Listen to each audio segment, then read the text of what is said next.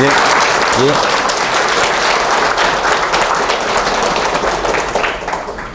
예. 오늘은 올덕스 헉슬리라는 유명한 작가죠. 이분이 쓰신 영혼의 철학이라는 김영사에서 낸 책을 가지고요. 강의를 해볼까 합니다. 예, 이 어려운 책을 또 번역해 주신 조옥경 선생님께도 감사드리고요. 예, 아무튼 이 자리에 또 와주셔서 예, 제가 더욱 황송한 마음으로 강의를 하게 될 것 같은데요. 예, 이 주제가 너무 좋습니다. 제목이 영혼의 철학인데요. 영원한 실제. 영원하면 벌써 시공이 떨어져야 됩니다. 시공간 안에서는 영혼이 없어요. 그런데 그렇게 또 먼 얘기도 아니에요. 지금 여러분의 마음 속에서 일어나고 있는 일인데, 시간, 공간을 느끼려면요, 생각이 있어야 되고, 감정이 있어야 되고, 오감이 있어야 되는데, 생각, 감정, 오감이 여러분 마음의 전부가 아니거든요. 우리 마음의 전부가 아니에요. 생각, 감정, 오감이 돌아가려면 생각도 쉴 때가 있고, 감정도 쉴 때가 있고, 오감도 쉴 때가 있는데, 그땐 뭐가 있을까요? 나라는 게 있습니다. 나와 남을 가르는 나가 아니라 그냥 나라는 존재감이 있어요. 나라는 존재가 없다면, 옷걸이가 없다면요, 옷을 걸칠 수가 없죠. 여러분이 수없이 살아가시면서 생각이 바뀌고 감정이 바뀌고 오감이 바뀌어도 그거는 시공간 내 일이죠. 시공간 너머에 있는 나라는 게 또 있어요. 그게 영원한 우리의 실체인데 느끼는 것도 어렵지 않습니다. 많은 선문답, 제가 선문답에서 배운 선해지혜라는 책을 썼지만 수많은 선문답은요, 한 가지 방식입니다. 결국에 답은 화두를 잡건 연부를 하건 곧장 해광반조, 나를 돌아보건 답은 하나인데요. 생각하는 이놈은 누구냐? 울고 웃는 이놈은 누구냐? 보고 듣는 이놈은 누구냐? 하나를 파고 들어가서 근원을 찾는 겁니다. 이게 시공을 초월하는 비법이고 생사를 초월하는 비법입니다. 많은 선사들이 생사를 초월해라, 생사를 깨트려라 하는데 생사를 뭐 없애고 그러는 게 아니라 생사의 근원을 바로 찾는 겁니다. 생사가 있으려면 생사가 없는 놈이 있어야 돼요, 바탕에. 그게 영원한 우리의 실체입니다. 시공에 들어오질 않아요. 그러면 우리 마음에서 그 자리를 찾는 게 어려울까요, 실제로? 많은 분들이 어렵다고 하지만 실제로 어렵지 않습니다. 방법만 정확히 하신다. 여러분 안에서 시간, 공간을 여러분이 느끼는 그 느낌만 여러분이 모른다고 하시면 돼요. 여기가 몇인지 모른다. 여기가 어딘지 모른다. 내가 누군지 모른다. 나라는 개체성을, 이 참나와 나를 분리시키는 나라는 개체성, 에고라는 느낌을 모른다고 해버리시면요, 여러분 이 순간 체험하십니다. 이 책에도 나오지만 우리가 멋진 장면을 보고 멋진 작품을 보고 잠깐 생각이 멈추죠. 생각이 멈추면서 그때 그냥 내가 존재한다는 느낌만으로 가득 찬, 우주와 분리되지 않은 느낌이 우리 안에 들어차면 그게 이 참나 체험의 쌍둥이 형제란 말을 써요. 고전을 인용해서 이런 말을 하시는데, 이 체험이요, 우리는 늘 체험하는 건데 이게 그거라는 걸 모르고 계시니까 어렵게 느껴집니다. 그래서 제가 늘 이걸 쉽다고 말씀드린 이유는요, 여러분이 진짜 이걸 체험하고 나면 내가 늘 느꼈던 그건데라는 말씀 하시게 돼 있어요. 왜냐? 여러분은 여러분 자신이기 때문에 시공 속에 살아가지만 시공의 그 틈 사이로 여러분은 얼핏 자꾸 참나를 보고 사셨거든요. 가장 간단하게 지금 내가 존재한다는 느낌이 있으시죠? 그게 영원한 실제입니다. 존재한다는 느낌. 생각, 감정, 오감 말고요. 보고 듣는 그거 말고요. 지금 울고 웃고 있는 느낌 말고요. 이렇다 저렇다 생각하시는 거 말고요. 그거 말고 여러분 존재하시잖아요. 어제도 존재하셨고 오늘도 존재하셨고 10년 전에도 존재하셨고 20년 전에도 존재하셨잖아요. 그 존재감은 나이를 먹지 않습니다. 시공 밖에 있기 때문에 그래요. 시공을 낳으면서도 시공 밖에 있는 그 자리, 이게 영원한 실제입니다. 또 본문 내용 읽어가면서 또 제가 또 설명을 계속 드릴게요. 여러분 이걸 체험하셔야 돼요. 잠깐만 체험하고 갈까요? 자, 눈을 감으시면 더 좋고요. 눈을 뜨셔도 상관없어요. 눈 떴다고 사라지는 자리가 아니에요. 예. 자, 지금 몇 시입니까? 모르시죠? 여기 어딥니까? 모르시죠? 판단 중지에 빠지세요. 판단을 하지 마세요. 여러분 성함 어떻게 됩니까? 모르시죠? 이름 모르시죠?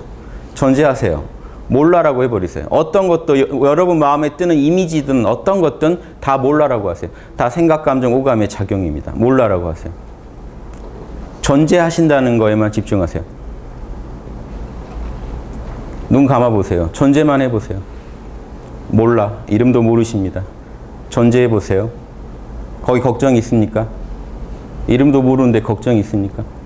지금 몇 시인지 알 수가 있습니까? 이름을 모르는데. 그 자리가 지금 몇 살입니까? 나이를 아실 수가 있나요? 이 자리는 나이를 먹지 않습니다. 그래서 불교에서 상, 영원하다고 합니다. 이 자리는 걱정이 없습니다. 그래서 락, 즐겁다고 합니다. 그 자리는 나일 뿐입니다. 그래서 불교에서 아라고 합니다. 이 자리는 조금도 생각, 감정, 오감에 오염되지 않습니다. 그래서 청정하다고 합니다. 상락아정이 그 자리에 도달하셨다는 증표입니다. 상락아정만 잊지 마세요. 그 자리에 도달하신 거고 체험하신 겁니다. 자, 눈 뜨고 저를 보세요. 자, 이 자리를 지금 다들 만나셨을 텐데 강도가 달라요. 여러분이 얼마나 그거를 진지하게 소화하느냐, 몰입하느냐에 따라서 요게요. 어떤 성자는 이거 한 번의 체험에 들어 앉아버립니다. 어떤 분은 그늘에 갔다가 쏜살같이 다시 나옵니다. 어떤 분은 이제 그늘에 들어 앉아버립니다. 여기가 내 자리구나. 요 차이예요. 부처님 설법을 듣다가 누군가는 그 자리에서 아라한이 됐다는 건 요겁니다. 아라한은 그 자리 들어 앉은 사람이에요. 요걸 초기 불교에서 열반이라고 하는데 그 자리 들어 앉았다는 증거입니다. 열반이나 참나랑 똑같아요. 이름만 다르지 똑같아요. 뭡니까? 시공을 초월한 자리. 시공 안에서는 탐진치가 멈추질 않아요. 시공을 초월한 자리. 번뇌가 멈추질 않아요. 시공 안에서는. 지금 아무리 행복해도 시공 안에서는 여러분, 지금 아무리 행복해도 행복하다는 그것도 무상하게 지나갑니다. 그래서 여러분 다시 행복하지 않은 상태로 또 빠져들거나 행복을 유지하기 위해서 노력하셔야 돼요. 현상계에서. 그래서 영원한 행복의 자리라고 하는 거는 참나 자리밖에 없습니다. 영원한 양심의 자리도 참나 자리밖에 없습니다. 그 자리 아니고 나와 남을 나눠요. 어떻게든. 이해되시죠? 이 정도 감각은 갖고 이 강의를 들으시면 좋겠습니다. 앞에요. 너무 설명을 잘해놓은 구절이 있어서 제가 좀 읽어볼게요. 요게 참나를 체험하지 않은, 영원한 실제를 체험하지 않은 철학과 체험한 철학을 명확히 구분하고 이 책을 쓰고 계시다는 증거입니다. 보세요. 거듭 말하지만, 자, 16페이지인데요. 거듭 말하지만 이 책은 영원한 철학 선집이다. 영원한 철학, 즉 실제로 영원한 실제를 만난 분들이 전개한 철학이 영원의 철학입니다. 그 철학에 대해서 실제로 만난 사람들의 증언을 묶어놓겠다는 겁니다. 이게 선집이라는 의미입니다. 내가 그거에 대해서 설명을 내가 그걸 듣고 간접적으로 푸는 게 아니라 그대로 인용해가지고 내가 조금만 돕겠다 하는 거죠. 그런데 이 선집임에도 불구하고 전문적인 문필가의 글은 실지 않고 있다. 이 사람들은요, 전문적인 문필가가 상징하는 거는 체험은 없는데 이런 체험한 사람들이 글을 엮어가지고 글을 쓴 사람들, 철학을 전개하는 사람들입니다. 단순히 이게 글만 쓰는 분들이 아니라 철학자들도 포함되는 거죠. 체험이 없는 철학자들. 철학을 언급하면서도 직업적인 철학자의 글을 거의 다루지 않았다. 그런 사람들을 글을 안 다뤘다. 직접 만난 사람들 글만 다뤘다. 이유는 아주 간단하다. 영혼의 철학은 주로 사물, 우리를 둘러싸고 있는 사물, 그리고 생명, 마음으로 구성된 다원적 세계의 근본이 되는 현상계에 존재하는 모든 존재들의 근원은 한 자리죠. 시공이 없는 그 자리. 그 이론적인 신성한 실제와 연관되어 있다. 우리 학당에 상징물로 쓰는 게 이거 아닙니까? 여기 참나 자리죠. 존재하는 만물, 사물이건 생명이건 뭐 마음이건 수많은 존재들의 근원은 하나라는 겁니다. 원주에는 무한한 점이 있지만요, 중심은 다 하나입니다. 다 하나의 중심에 의해서 존재하는 겁니다. 그런 자리. 여기는 시공의 자리라면 여기는 시공이 없는 자리. 이 시공의 자리는요, 시간이 있어야죠. 보세요. 이 현상계를 구성하는 요소들. 과거, 현재, 미래가 흘러야 됩니다. 시간이 흘러야 되고 공간이란 무대가 필요합니다. 그래야 여기저기 있을 수가 있어요. 그러면 뭐가 펼쳐집니까? 다양성들이 펼쳐집니다. 시간, 공간 안에. 그리고 그 다양성들 안에서 이게 법칙 없이 굴러가지 않아요. 어떤 인과를 거치면서 서로 변합니다. 여러분 눈앞에 보이는 이 현상들이요, 그냥 막 변하지 않아요. 일정한 룰을 가지고 변해요. 그게 인과법칙이에요. 인과법칙은 시공간 안에만 적용돼요. 시공을 벗어나면요, 원인과 결과라면 벌써 두 개가 나눠져야 되는데 이원성이 없기 때문에 인과라는 게 없어요. 인과의 근원이지. 시간, 공간, 다양성, 인과성의 근원, 어떤 변화의 근원이지 이 자리는 변화하거나 다양성이 있거나 시공이 있지 않다는. 요것도 알아두시면 좋겠습니다. 그래서 우리나라는 엄청난 영성의 국가인 게, 요 핵을 동양에서 뭐라고 하는지 아십니까? 태극이에요. 플러스 마이너스. 올라가는 상승 에너지, 하강 에너지. 태극이 동양에서 말하는 우주의 CR이에요. 우리나라는요, 국기에다 태극을 그려놓은 사람. 우리가 그냥 갑이다 하는 걸 거의 선언해놓은. 뭔 얘기냐면요. 그런데 왜 하나라고 해놓고 왜 이원성을 갖고 있죠, 태극이? 음양 찢어져 있잖아요. 그래서 우리나라는요, 태극기 자체도 이해하기가 힘든, 태극기도 영원한 실제를 체험해야 태극기를 이해할 수 있어요. 플러스 마이너스의 근원이라는 뜻이지, 플러스 마이너스가 쪼개져 있다는 뜻이 아니에요. 음양기라면 쪼개져 있어야 되지만, 태극기는요, 이 자리에서 플러스 마이너스가 나오기 때문에 그려놓은 거예요. 창세기에서 하느님을 본떠서 남자와 여자를 만들었다라고 할 때, 하느님은 남자냐 여자냐 이거죠. 하느님은 시공을 초월한 자리인데 거기를 본떠서 남자와 여자를 만들었다. 신기하죠. 현상계 들어오면 쪼개집니다. 근데 들어오기 전에는 하나기 때문에, 하나로 따지자면요, 쪼개보자면요, 이 우주의 뭔가 존재들은요, 반드시 존재가 있으려면요, 동양 철학에서 이렇게 얘기합니다. 서경에서 유물, 물건이 있으면 반드시 유칙. 동양 철학은요, 몇천 년 전에 이 말을 써놨어요. 물건이 있으면 반드시 로고스가 있다는 거, 법칙이 있다. 그냥 나올 수가 없어요. 설계도가 있어야 나오지. 그렇죠? 정보가 있어야 그게 만들어지죠. 그러면요, 이 로고스, 모든 만물의 로고스가 이 안에 있다고 보면 이건 쪼개져도 어마어마하게 무한하게 쪼개져 있는 자리예요. 그런데도 쪼개졌다고 말할 수가 없어요. 현상계 존재가 아니니까. 이원성을 초월해 있으니까. 재밌죠? 그 자리가 신의 자리고 태극의 자리입니다.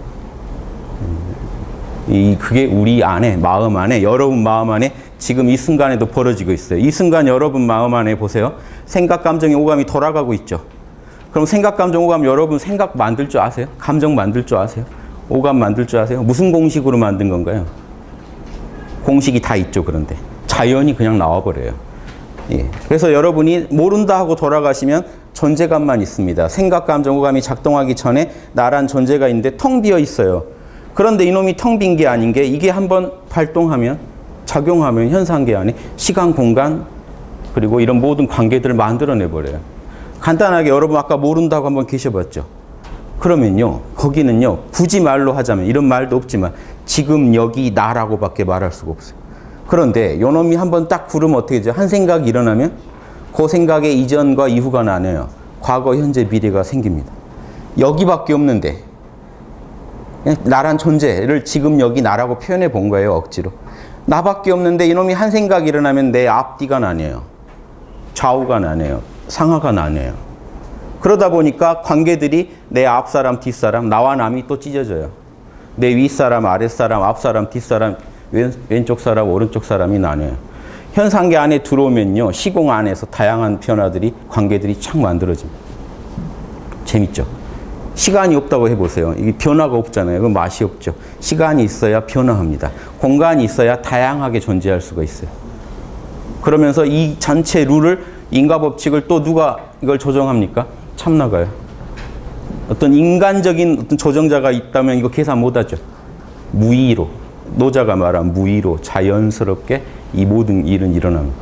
그래서 우리가 이런 생각, 감정, 오감에 빠진 차원대로는 이해할 수 없기 때문에 거기를 영원한 실제라고 하는 거지, 사실은 여러분 자신이에요. 지금 제 강의 듣고 있는 여러분 내면에 일어나고 있는 일입니다. 제 얘기를 소화해서 생각, 감정, 오감으로 열심히 요리하고 계신데, 그 요리하는 공식이나 생각, 감정, 오감을 굴리는 공식은 여러분이 몰라요. 그 더 근원의 여러분 자신만 알아요. 그래서 여러분의 얘기니까 잘 들으십시오. 그래서 그러니까 실제로 체험할 수 있는 겁니다. 여러분 얘기니까요.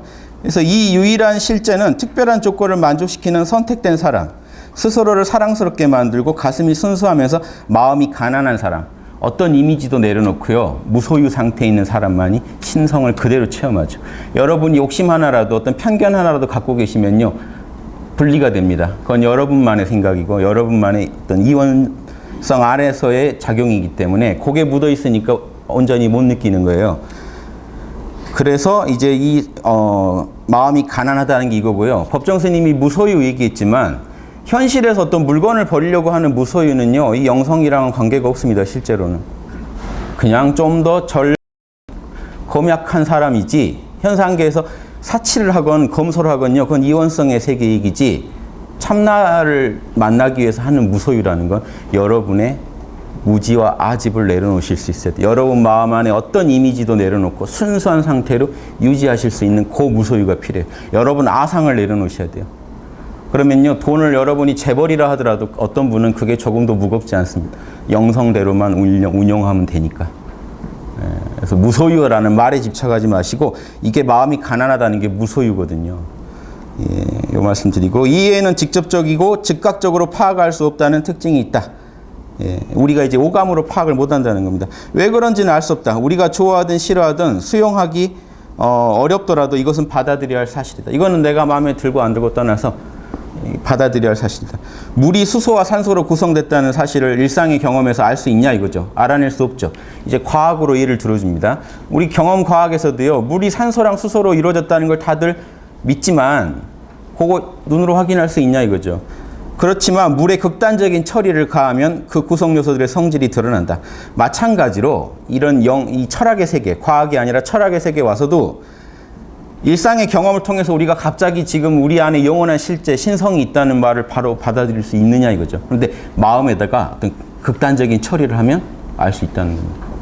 그게 뭡니까? 몰라요. 다 내려놓으세요. 거기에 이 순수한 여러분의 알맹이가 드러나요. 그래서 감각에 매여 있는 보통 사람의 마음이 다양한 세계의 근본을 이루는 실제와 유사하거나 이와 동일한 무언, 다양한 세계, 보세요. 다양한 세계의 근본을 이루는 실제. 이거가 우리 마음속에 있다고? 좀 요게 안 와닿는다는 거죠. 태극이 내 마음 안에 있다고? 요거 안 와닿는데 해보면 나온다는 거예요. 그러나 마음에 매우 극단적인 처리를 하면 적어도 마음의 일부를 구성하는 신성한 요소가 마음 자체에 있다는 걸 알 수 있다. 자, 물질의 본질적인 특성과 잠재력이 물리적 실험으로 밝혀지듯이 마음의 본질적인 특성과 잠재력은 심리적이고 윤리적인 실험을 통해서 발견 가능하다. 이런 잠재력들은 감각에 매인 평범한 삶에서는 점처럼 드러나지 않지만 깨달으려면 특정 조건을 충족시키고 어떤 규칙, 어떤 로고스를 따라서 제대로 된 방식으로 접근하시면 이거는 당연히 경험할 수밖에 없다는 게 그 타당성이 입증되었다. 그런 사람들이 지금 숱하게 있다는 겁니다. 역사 속에. 전문적인 철학자들과 문필가들이 직접적인 영적인 알미라는 필요 조건을 충족시키고 있음을 보여주는 증거가 사실은 거의 없다. 우리가 이 철학자라고 하면요, 뭐 칸트, 헤겔 막 그걸 외워가지고 얘기를 하고 있지, 영적인 이런 실체를 만났다는 증거가 없잖아요. 그 만났다는 사람들은 뭐가 다릅니다. 여러분 영적 지도자 강의 한번 들으러 가보세요. 천당이 어떻고 지옥이 어떻고 막 이런 얘기 하고 계신 분들은 못 만나본 분들이에요. 하느님 만난 사람은요, 하느님 얘기밖에 할 게 없어요. 그 얘기를 아무리 해도 부족하지 않아요. 그게 경이 됩니다. 그게 이 경전이 되고 논서가 돼요. 참나를 만난 사람은요, 참나 얘기만 주구장창합니다. 그런데 불교에서도요, 그렇게 참나 얘기만 하면 이단이라 그래요. 부처님 얘기를 안 한다고. 이해되세요? 부처님 얘기를 해야지 왜 너의 참나 얘기를 하고 있냐? 이러면 이런 말 나오면 그분들은 뭡니까? 영원한 철학에, 영혼의 철학에 아직 입문을 못한 분들이라. 이거 우리가 철학자라고 다 믿으면 안 된다는 거예요. 이게 근데 신뢰예요. 철학자한테 이데아 봤어요? 이거 신뢰입니다. 목사님들한테 구원 받으셨어요? 신뢰입니다. 스님들한테 견성하셨어요? 신뢰입니다. 이렇게 됐죠. 재밌죠. 당연히 그걸 알아야 그걸 제대로 할 수 있는데, 그런 말이 신뢰가 되는 세상이라는 게 이런 영혼의 철학을 얻은 분들이 소수라는 증거죠, 실제로. 그러니까 제가 아무리 쉽다고 해봤자 실제로는 소수니까 할 말이 없죠. 그래서 하지만 이 저자도 분명히 공식은 있고 이대로만 하면 될 거라는 확신이 있으니까 이 책을 쓰신 거 아닙니까? 그런 자료들을 모으신 거 아닙니까? 그래서 희망을 가지시고, 이런 공식만 아시면요, 충분히 하실 수 있는 겁니다. 그래서 이 공식을 이해하는데 여러 이 성현들의 매뉴얼이 도움이 되실 겁니다. 그런 취지로 이분도 쓰신 것 같아요. 시인이나 형이상학자들이 영혼의 철학이라는 주제를 다룰 때는 간접적으로 전해드린 게 대부분이다. 이분은 정확히 알고 계시죠? 이분 영성이 높은 게요, 보통 이거 구분을 못해요. 시인이나 철학자 말을 들으면요, 여러분 그냥 감동하셔서 이분 진짜네라고 바로 나갑니다. 그래서 여러분이 자꾸 사이비한테 낚이시는 이유예요. 말 듣고 조금이라도 감동을 주면요, 여러분 마음에 위안을 주고 감동을 주면 여러분 진짜 영성이 담겨 있다고 착각하시는 거예요. 이해되세요? 대부분은 전해 들은 얘기를 갖고 하고 있다는 거예요. 근데 이분은 정확히 그걸 구분해서 직접 체험한 사람만 글만 뽑으려고 해서 뽑아서 선집을 만든 거잖아요. 대단하신 거죠. 그래서 그러나 어느 시대에든 직접적인 영적 알을 얻고자 하는 사람들이 얼마간 존재해 왔으며 실제로 그런 알을 얻을 수 있었다. 이들 중 몇몇은 그런 식으로 포착할 수 있었던 실제에 대해 기록을 남겼다 하는 겁니다. 보통 이런 분들은요, 영혼의 철학을 직접 체험하고 주장한 사람들에게는 보통 성인이나 예언자, 현자 혹은 깨달은 자라는 호칭이 붙었다 하는 겁니다. 내가 선택한 사람들은 이 사람들이다. 이 사람들의 글만 뽑으려고 했다 하는 겁니다. 19페이지 가면요, 사정이 이러하기에, 자, 이런 분들한테 낚이시면 안 돼요. 성품은 좋지만 평범하면서 종교적으로 거듭나지 않은 사람들. 무슨 말 하는지 아시겠죠? 영혼의 철학을 실제 체험하지 못한 분들은, 그런 분들의 어떤 경험을 바탕으로 한 신학은 그다지 설득력이 없다. 이런 종류의 경험 신학은 맨눈으로 관찰하는 사람의 경험에 근거한 천문학과 동일하다. 눈으로 대충 보고 천문학을 할 수 있나요? 만원경이나 이런 도구 없이, 천체 관측기구 없이. 그렇게 말이 안 된다는 겁니다. 마찬가지로 거듭나지 않은 평범한 경험을 통해 다양한 세계를 희미하게 엿본 것만으로 만들어진 이론들은 초연함, 명료함, 겸손의 상태에 있는 마음에서만이 직접 파악할 수 있는 실제, 신성한 실제에 대해 아무것도 말해줄 수가 없다. 초연해요. 이원성을 초월해 있으니까. 여러분 몰라 하시는 순간 초연해집니다. 명료해져요. 그 전까지 막 심란한 진흙탕에 빠졌었다는 걸요, 한 걸음 떨어지면 초연하게 바라볼 수 있어요. 거기에는 하심, 겸손이 당연히 따릅니다. 뭐 하나 세울 게 없어요. 텅 빈 마음을 유지해 주시면 충분합니다. 여기 앞으로도 나오지만요, 자유의지와 이 은총의 관계인데요. 이 신성은 본래 광명하죠. 여러분이 광명하게 만들었다면 가짜예요, 그건. 여러분 마음은요, 그냥 이거를 받아들여주면 돼요. 마음을 비워주면 돼요. 한쪽은 마음을 비워주면 한쪽은 채워줍니다. 여기에 자유의지는 비우려고 하고, 은총은요, 여러분을 자연히 채워주게 돼 있어요. 여러분 마음에 구름만 거두면 태양빛은 드러나게 돼 있지, 여러분이 태양빛까지 만들고 계시면 안 돼요. 구름만 걷어야지. 요게 이 공동 작업이거든요. 내 에고는 하심해야 되고, 그 자리에 참나의 빛이 자연스럽게 퍼집니다. 그래서 이 겸손하셔야 돼요. 내려놓은 상태. 몰라, 알아라고 하시면 잘 안 채워져요. 몰라라고 해야지 그 자리가 채워집니다. 그래서 직접 파악할 수 있는 그런 신성한 실제에 대해 아무런 말을 못 해준다. 요거 이해하시죠? 그래서 그들이 선택한 자료를 가지고는 아무리 탁월한 재능을 가진 마음일지라도 일련의 가능성, 혹 기껏해야 그럴듯한 확률밖에는 추론할 수가 없다. 스스로 타당한 직접 자각의 확실성은 본질적으로 신의 신비를 측정하는 도구라는 덕성을 갖춘 사람만, 아까 말한 그런 마음, 순수한 마음을 가진 사람만이 알 수 있고 연구할 수 있다 하는 겁니다. 그런데 스스로 현인이나 성인이 아니라면 형이상하게 살 수 있는 최선의 길은 그들의 작품을 연구하는 거다. 있는 그대로 허심탄회하게 연구해야지, 여러분의 생각을 보태면서 연구하시면 큰일 납니다. 마음을 비우고 있는 그대로 그들의 말을 역지사지해서 잘 이해하시려고 하는 게 제일 중요하다는 겁니다. 왜냐? 그들은 자신들의 인간적인 존재 양식을 변화시켰기 때문에, 즉 마음을 순수하게 만들었기 때문에 영성을 이해한 거거든요. 여러분은 마음이 순수하지 않은 상태에서 그 영성을 이해하려고 하면 같은 걸 볼 수가 없죠. 즉 왜 이 영혼의 철학, 이 불교에서는 교종과 심종을 하면요, 아까 말씀드린 추론으로 공부하는 데는 교종이라고 그래요. 경전을. 심종, 마음으로 즉각 부처님 마음을 바로 이해하려는 건 심종이라고 합니다. 교종과 선종, 교종과 심종 요 구분인데, 요 심종의 길을 걸으려면요, 전 세계에서 동서양 종교 막론하고 심종의 길은 다 똑같아요. 이원성의 폭이기 때문에 내려놔야 됩니다.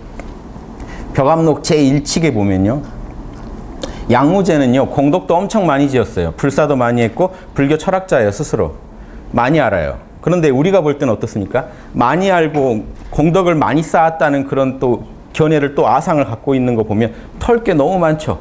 저거 내려놔야 저거 성불하는데, 견성하는데 라는 거 알 수 있죠. 그러니까 달마대사가 가서 양무제를 딱 만난 자리에서, 이제 양무제는 이 인도에서 이 고승이 왔으니 성스러운 거 하나 더, 아이템 하나 더 얻겠다고 생각했겠죠. 성스러운 거 있으면 내놔봐라고 하니까 달마가 뭐라고 했냐면, 그런 거 없습니다라고 했어요. 성스럽다고 할 만한 것도 아무것도 없습니다. 다 내려놔라고 한번 가르쳐 준 거죠. 근데 양모제가 눈치를 못 채고 그럼 당신 누구야? 라고 했습니다. 뭐하러 나한테 온 거야? 누구야? 하니까 달마가 한 번 더 가르쳐 줍니다. 모릅니다. 라고 해요. 난 내 이름도 모릅니다. 양무제 당신도 내려놔라 이겁니다. 내려놓으면 신성을 그냥 만나는데 그렇게 나는 불교 좀 알지 내가 불교에 많은 공덕을 쌓았지 갖고 있으면 안 된다 하는 이게 위험한 겁니다. 제일. 그래서 그거 내려놓은 무지랑 아집이 그렇게 이 참나를 가려요. 그 가린 것만 걷어버리라는 겁니다. 부처가 뭡니까 할 때 답을 안 주는 이유가 부처가 뭡니까 하면요. 그 마음 상태를 한번 보세요. 스승한테 찾아가서 불성을 달라고 하는 마음. 난 불성이 없습니다. 불성 좀 하나 어디 가면 찾을 수 있는지 가르쳐 주세요. 나는 부처가 아닙니다라고 묻고 있는 거 아닙니까? 그러니까 스승은 뭐라고 하겠습니까? 거기다가 불성은 이런 거야라고 해서 아이템 하나 더 줘봤자 똥물에 이 똥물 더 첨가하는 것밖에 안 돼요. 뭐라고 합니까? 그걸 발로 차버려야 돼요. 똥물통을. 뭐라고 합니까? 예. 부처가 뭡니까? 수많은 답들이 있죠. 그게 다 결국 질문을 날려버린. 너가 부처를 찾는 한은 넌 깨어날 수 없다. 깨달을 수 없다. 아니면 뭐죠? 판치생모. 달마가 요 판치입니다. 요게 넓적한 거. 달마가 판치가 없어요. 앞니가 없어요. 판치생모는요. 달마에 있지도 않은 앞니에서 터럭나는 소리라는 거. 부처를 찾고 있는 행위가 그렇게 뻘짓이라는 거. 그 소리만 안 하면 부처인데. 그러니까 그 소리 안 나오게 하려고 뺨을 때리고 몽둥이를 치고 하는 거. 그럼 머리가 하얘지겠죠. 선생한테 부처 물어봤다가 맞으면 머리 하얘지겠죠. 그때 뭔 상태입니까? 몰라 상태죠. 그럼 스승이 뭐라고 합니까? 너무 친절하게 가르쳐줬구만. 그럼 제자는 여전히 이해가 안 되면 이제 몇 번 더 맞아야죠. 이해되세요?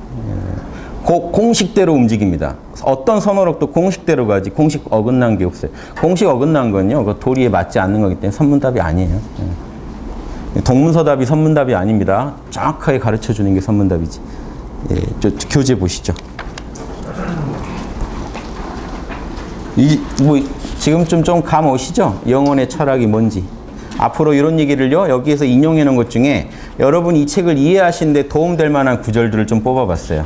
그래서 이제 좀 이게 대단한 게 카톨릭이 많이 나옵니다. 카톨릭이 많이 나오고 불교가 많이 나와요. 특히 카톨릭과 불교를 하나로 회통했다는 거. 종교 통합 아닙니까? 노자 장자도 나오고 뭐 인도 이렇게 이슬람의 성자들 글도 나오고 뭐 다양하게 나옵니다만 가장 많이 나오는 게 카톨릭이나 불교입니다. 하나라고 본 거예요. 이 서양 지식인이 70년 전에. 지금도 이 종교로 싸우고 있는 분들한테 이분이 충고까지 해주는 게 있어요. 제발 그런 거 내려놓고 영혼의 철학의 실체를 바로 만나라. 그래야만, 안 그러면요, 서로 간에 이렇게 하는 거는 신학적 제국주의다. 영적인 제국주의라는 거죠. 자기 것만 진리라고 우기고 다니다가는 쌈만 더 나는.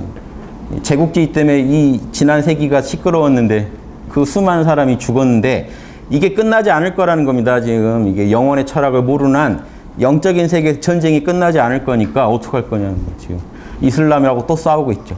말도 안 되는 자살, 그 이슬람 교리에 그런 게 어디 있어요?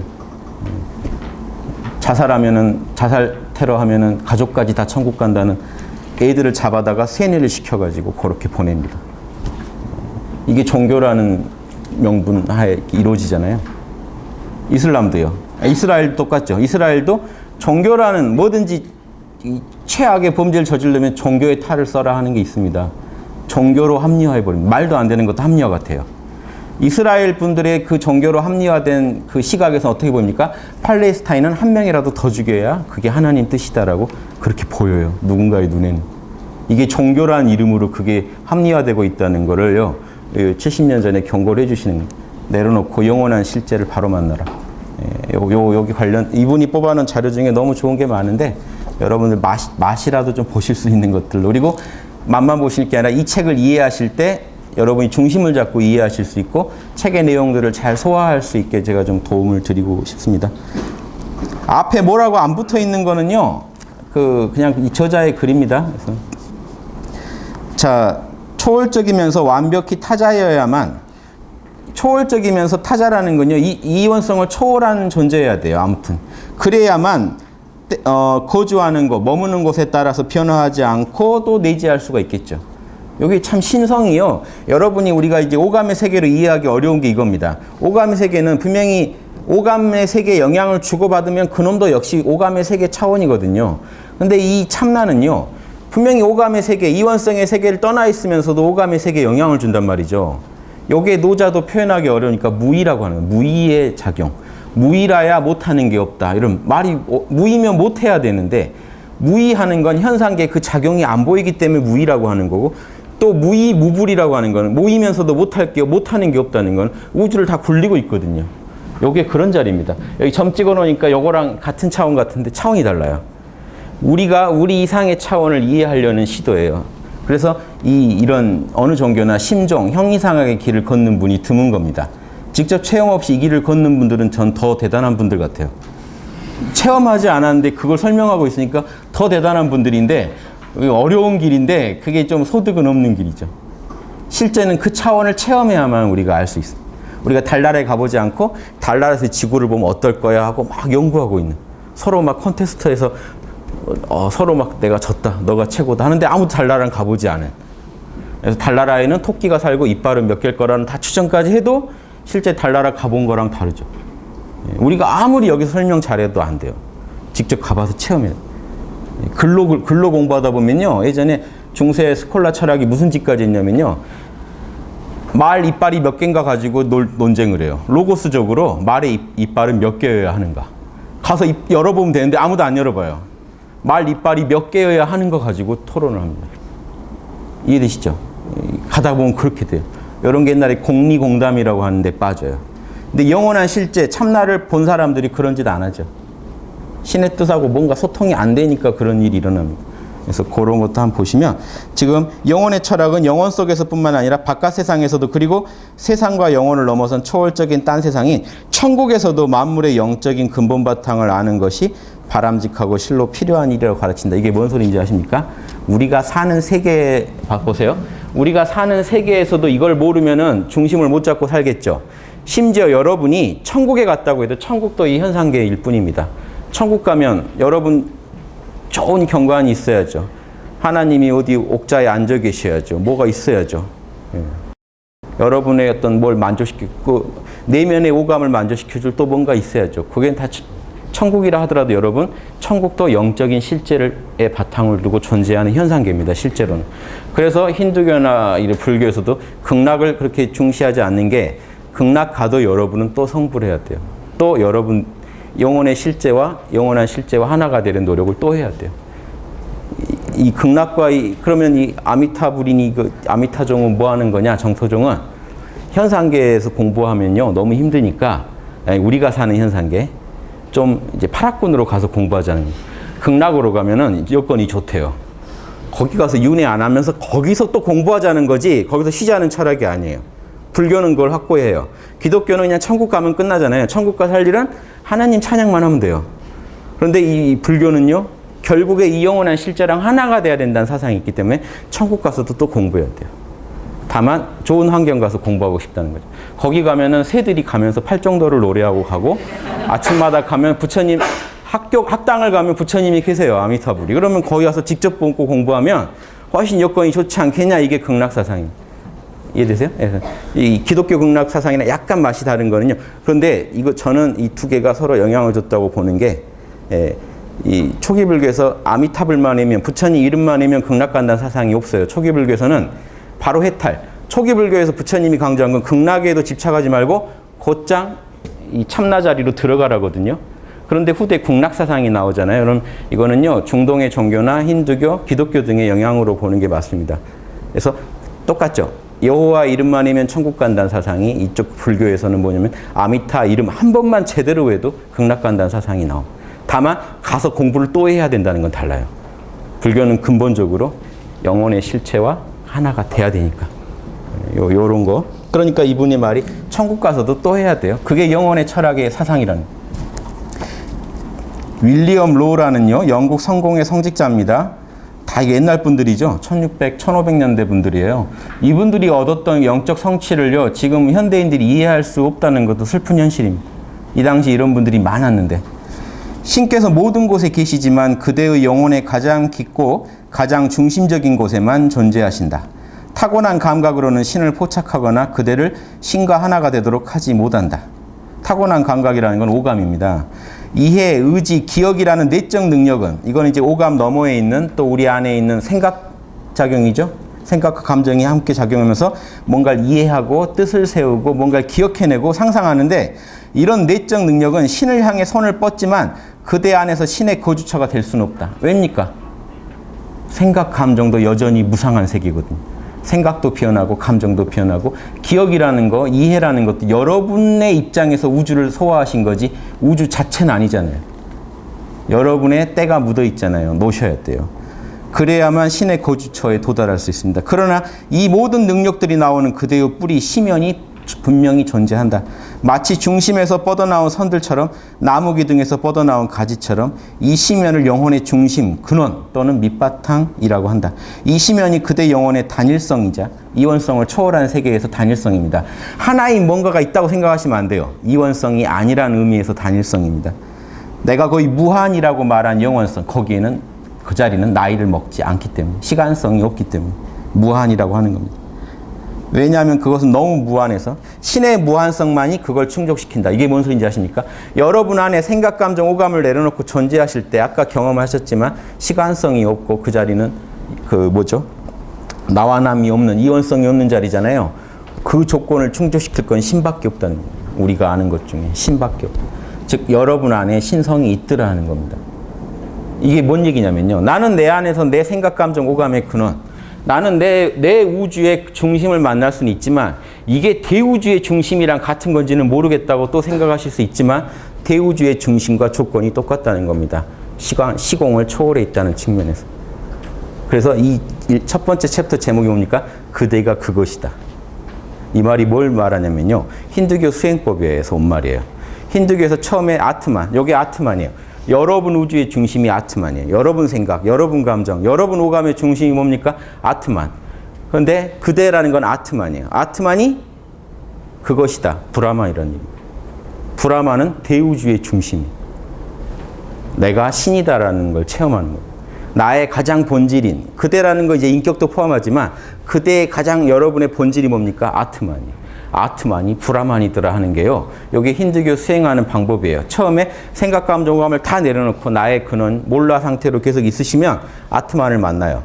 그래서 이놈을 만나고 나면요. 생각, 감정, 오감을 버릴 필요가 없어요. 생각, 감정, 오감은 다 아트만의 작용이에요. 아트만을 알고 느끼시면, 모르고 느끼시면은 생각, 감정, 오감하고 아트만이 또 나뉘어져 있지만 알면 한 자리입니다. 하나로 돌아가요. 그런데 이놈이 우주의 근원인 브라만이라는 걸 알려면요. 브라만이 뭔지 아트만이 뭔지 결국은 뭐냐면 시공을 초월한 그 자리가 둘일 수 없다는 걸 체험적으로 이해하게 되면 여러분이 내가 그것이다라고 말할 수 있게 돼요. 이 얘기를요. 똑같은 이 힌두교의 가르침을 지금 영국 성공의 성직자가 똑같이 하고 있는 거예요. 여러분 안에 있는 그 영원한 실체가 사실은 신이다라는 이걸 다 알았어요. 뭐라고 하죠? 그 출애굽기에 보면요. 모세가 여호와한테 당신의 이름을 뭡니까? 하니까 I am 나는 스스로 있는 자다 이렇게 번역하지만 뭡니까? 나는 나다라는 거. 그런데 만약에 여러분이요. 여러분 이 상태 여러분 존재하실 수 있겠어요? 몰라 하시면요. 나일 뿐인 상태로 존재하실 수 있어요. 똑같다는 거. 요거를 중세 수도사들은 알았어요. 지금은 몰라요, 잘. 지금은 막 교회 가면 막 믿으면 여러분의 욕심이 채워진다는 걸 얘기하지 신에 대해서 이렇게 정밀하게 연구를 잘 안 해요. 여러분이 I am 상태. 자, 보세요. I am 뒤에 뭔가 붙으면요, 뭐가 돼요? I am 배고프다. 슬프다. 뭐 온갖 게 붙을 수 있겠죠. 그런데 보세요. 나는 우주를 만든 자다라고 만약에 붙었다면요. 그 존재는요. 현상계 안의 존재가 돼버립니다. 우주를 만든 존재가 돼요.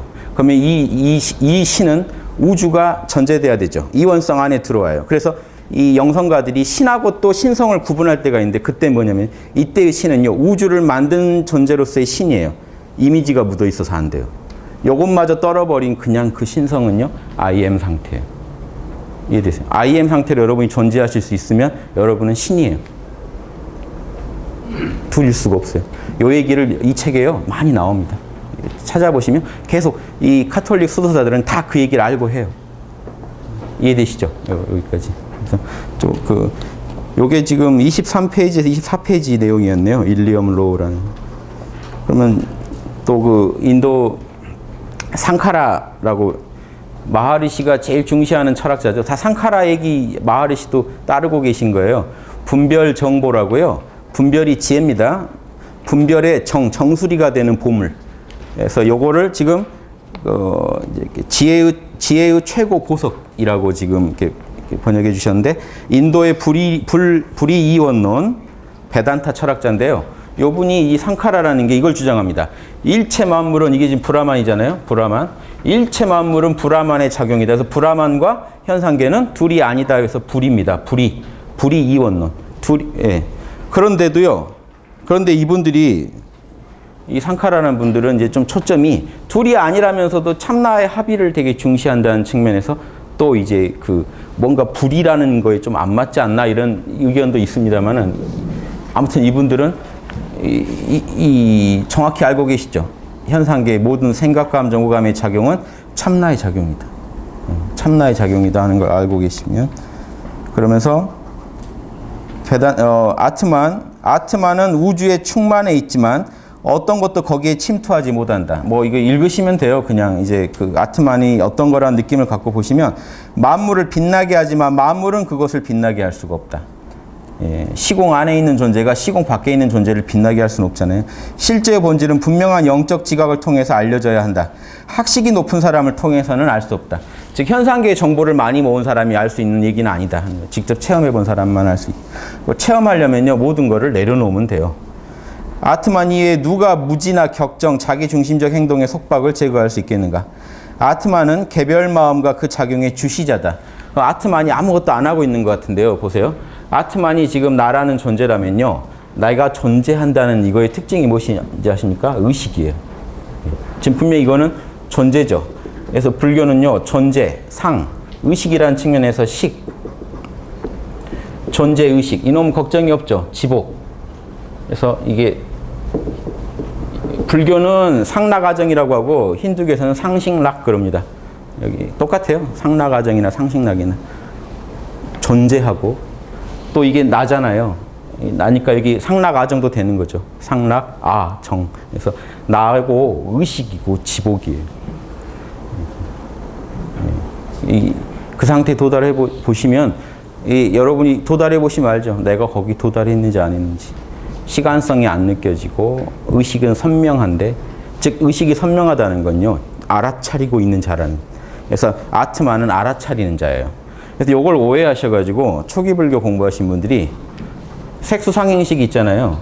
색깔이 있고, 이게 우리 이 현상계죠. 현상계를 구분하면 색깔, 느낌, 거기에 대한 생각, 거기에 대한 어떤 의지, 그 다음 거기에 대한 이런 식별, 여기에 이제 비진하나라고 하는 건데, 이 식별하고 이거랑 구별해야 됩니다.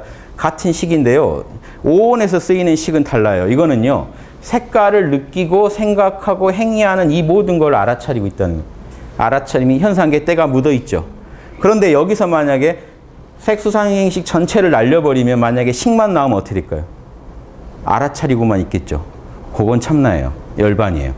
열반이요, 결국은 뭐냐면 이 식의 순수한 식을 열반이라고 하는 거예요.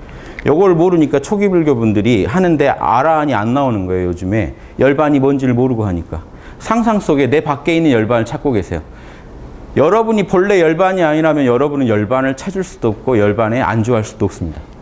여러분이 열반에 영원히 머물 수 있다는 얘기는 여러분 안에 원래 열반이 있기 때문에 그래요.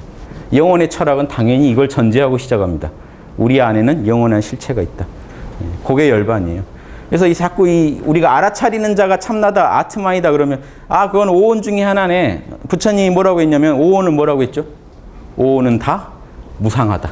요것들은 무상하다. 당연히 무상하죠. 색이 사라지면 이 식별도 변하거든요. 색이 나타났다, 사라지네 하고 또 알아차리고 있겠죠. 뭐가 나타나면 나타났다, 사라지면 사라졌다. 이걸 다 알아차리고 있어요. 그런데 여기서 이놈을 다 날려버리면, 식만 덩그러니 나오면 오롯이 식만 남아있는 상태가 아라한이 얻은 그 열반의 상태입니다. 이해되세요? 그래서 이 견성하는 아주 쉬운 법에, 몰라 하고 나면 다 몰라 해버리면 이것만 남아요. 그 방법도 있고 바로 무념으로 들어가는 방식입니다. 요거는 곧장 몰라 해버리면요, 요거는 그냥 그대로 바로 생각을 텅 비우는 방식이면, 요 방식하고 일념 방식이 있어요. 일념 방식은요, 대상을 하나 세워서 그놈만 바라보게 시켜요. 대상을, 이게 이제 보통 초학자들은 이렇게 많이 들어가는데, 요거 하나만 바라보라고 합니다. 요거 하나 어느 때까지 바라봐야 되냐면, 요것만 집중해서 여러분 안에 희열이 올라올 때까지. 그러면요, 시공을 초월한 어떤, 여러분 이걸 바라보다 딴 생각이 멈추잖아요. 몰라 상태에 들어가는 거예요. 요거 외에 다른 건 몰라요. 그 상태까지 가시면요, 희열이 올라오면서 여러분 안에 있어 순수한 알아차림이 강력해져요. 그때 요거 치워버리면, 요거까지 몰라 해버리면 딱 그놈만 남습니다. 순수한 식만. 그게 열반이고 참남. 그래서 생각해 보세요. 부처님이나 모든 아라한들이 열반을 체험했다고 그러고, 난 열반에 도달했다고 얘기하죠. 도달할 때도 누가 지켜보고 있으니까 도달한지 알겠죠. 다 지켜보고 있어요. 그런데 꼭 지켜보는 놈한테는 오원 중에 하나라는 굴레를 씌워서 꼭 무상하다고 얘기를 하려고 하는데, 그게 아닙니다. 여러분 열반에 도달한 순간에도 누가 취재하고 있을까요? 그걸. 열반에 도달했는지도 모르면요, 아라한이 못 됩니다. 보는 놈이 있어요, 끝까지. 그게 열반이고 아라한인데, 이 원리를 모르니까 자꾸 내 밖에 있는, 내가 모르는 열반을 찾고 있고, 이 불교 견성하신 분들도 이먹고 해가지고 이 모든 걸 알아차리고 있는 그 자리 바로 딱 찾으면 견성인데, 상상 속의 어떤 본성을 찾으니까 못 찾아요. 똑같아요. 지금 실정이 아라한 안 나오는 거나 확철되어 안 나오는 건 둘이 경지가 똑같거든요. 열반에 안주한 사람. 아라한은 뭔지 아십니까? 열반 안주자. 이 확철되어 한 사람. 본성, 참나 안주자. 저 아까 말한 이 수많은 중세 수도사들이 추구했던 경지는 성령 안에 안주하는 거죠. 하나님 안에 안주하는 거죠. 똑같은 자리예요. 그래야 영혼의 철학이라는 이 공통적인 어떤 그 모습입니다. 자, 그래서 또 하나 상카라나, 그래서 브라만과 아트만의 본질은 순수한 의식이며, 이 둘이 완전히 동일하다는 거. 소우주의 중심이 대우주의 중심이라는 것을 아는 거. 그가 현명한 자다. 이렇게 해야지. 이 힌두교에서도요, 생존 해탈자라 그래요. 이렇게 하면 해탈자가 돼요. 예, 해탈자가 됩니다. 브라만은 이름도 형상도 아니다. 미덕과 부덕을 초월하여, 그러니까 덕이 있냐 없냐를 다 초월해서 시간, 공간, 감각 경험의 대상을 초월해 있다. 여기 28에서 31페이지의 내용인데요. 예, 내용 좋죠. 브라만은 일자지만 다자의 원인이 된다. 다 같은 얘기만 하고 있지 않나요? 그 외에, 이외에 어떤 원인도 존재하지 않는다. 브라만은 인과법칙과도 독립되어 있다. 이걸 또 모르시, 글로 배운 분들은 뭔 착각하신지 아십니까? 우주는 브라만이 나왔다. 그럼 브라만은 누가 나왔나요? 나 똑똑하지. 막 이런. 아니거든요. 나 똑똑하지가. 차원이 다른데 우주를 낳은 그 한 자리를 어디서 나왔어? 누가 낳았나요? 공식이 안 맞잖아요. 여기는 시공을 초월한 자리인데. 이해되시죠? 예, 시공을 초월한 자리를 어떻게 나와요? 모순이죠. 그래서 그런 생각하지 마시고 이 자리를 체험하시는 게 맞습니다. 그래서 지금 여기 지금 제가 읽어드린 데만 해도요, 제가 볼 때는 설명이 너무 충분해요. 여러분 영성을 찾으시는데 풍부한 자료가 지금 소개됐습니다. 이미 인도의 한 분하고 영국의 한 분이 똑같은 얘기를 하고 있으면 눈치 빠르면 알아야죠. 아, 하고 빨리 이쯤에 벌써 물건 사러 가야 돼요. 아직 다 들어보고요 하고 이러면 아직 지금. 자, 그런데 여기 이제 뭐가 생기나요? 이 참나에서 에고가 생겨요. 아힌카라라는 에고가 하나 딱 이제 아트만을 딱 감싸면요, 우주에서 분리된 나라는 느낌이 생겨버려요. 여기서부터 이제 문제가 시작됩니다. 그래서 그놈이 딱 생겨버리면 나는 행위자고 경험하는 자라는 생각이 만들어져요. 이런 생각이 이제 조건적인 존재나 탄생, 죽음이라는 시공 속에서의 변화를 만들어낸다. 시공 속에서는요, 별 수가 없어요. 태어나고 죽어야 돼요. 이원성의 세계이기 때문에. 예.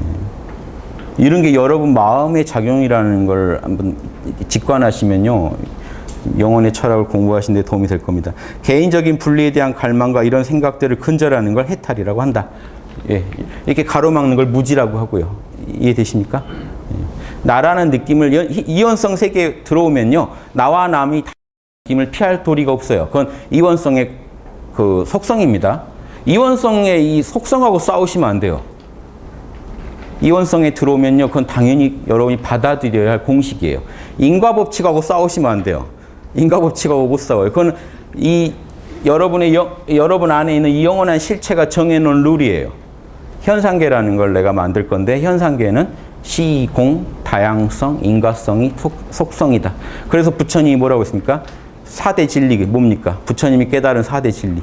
알아내신 거예요. 일체가 괴롭구나 하는 걸 알아내셨대요. 이상하지 않아요? 고성제.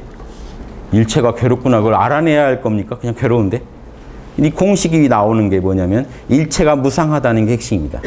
일체 현상계에서는요, 이원성 속에서 끝없이 무상하게 변해야 된다는 걸요, 공식으로 받아들이신 거예요. 그걸 받아들이고 나니까 아무리 행복한 순간 다시 흘러가 버리기 때문에 괴롭다라고밖에 말할 수가 없고, 이 우주에 존재하는 무한한 에고들이 자기 욕망을 다 채울 수 없다는 게 분명하잖아요. 그런데 요즘 나오는 철학들은 뭐라고 가르치나요? 채울 수 있어.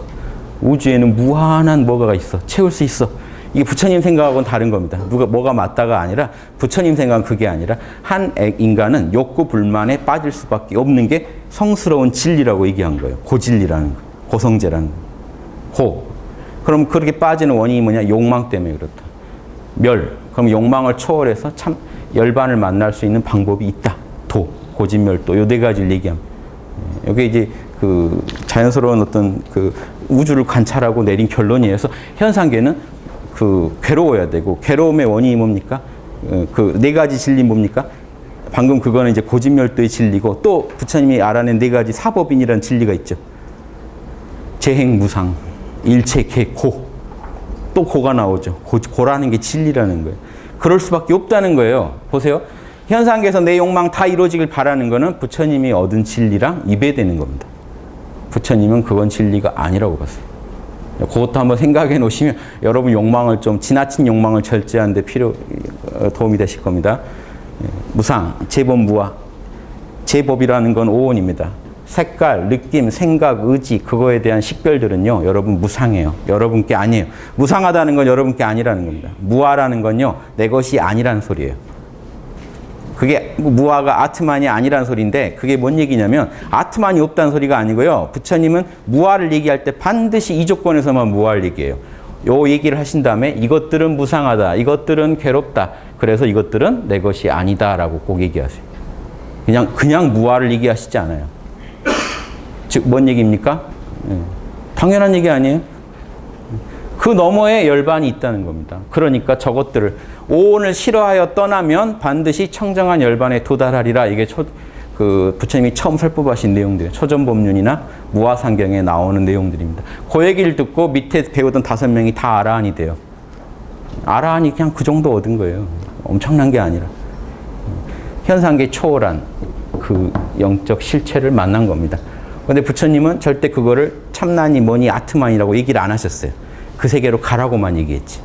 그걸 헉슬리가 정확히 파악하고 요 안에서 방금 그런 얘기를 합니다. 초기 불경 공부하신 분들은 또 다른 얘기 하실지 모르지만, 이게 영혼의 철학 입장에서 보면 이게 실질인데, 헉슬리도 똑같은 관점에서 얘기를 합니다. 그 얘기는 5분 쉬고 또 다시 하겠습니다. 예.